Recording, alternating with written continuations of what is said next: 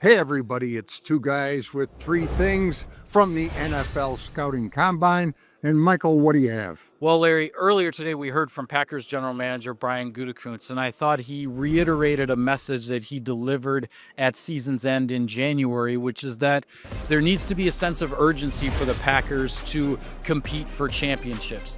But another piece of what he was talking about, I thought, came through in his messages today, which is that as much as everything about this week in Indy, leading up to free agency, leading up to the draft, those will be avenues by which the Packers will acquire new players, certainly. But the biggest strides the Packers are going to make in 2025 are from the players they have making strides in their own game, whether it's veteran players who maybe didn't have the best season or young guys who still have a ways to go. It's not the flashy, exciting thing to say, but Brian Gutekunst said multiple times, I believe in these guys. He believes in the team he has constructed. They just have to start taking those next steps. Something else that came up today, it was pointed out to Brian that they were significantly better against the run defensively.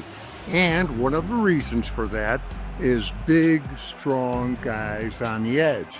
It was also pointed out they were not as good at the pass rush, at least not consistently. Right. And so somebody postulated, hey, what about bringing in one of those 235-pound speed rushers that just scream off the edge, kind of your designated pass rush guy? Yeah.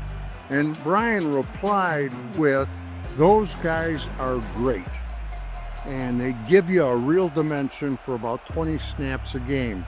But what happens when somebody gets hurt and that 235-pound guy is suddenly facing guys 100 more pounds than he is, Right. down after down, and having to defend a run?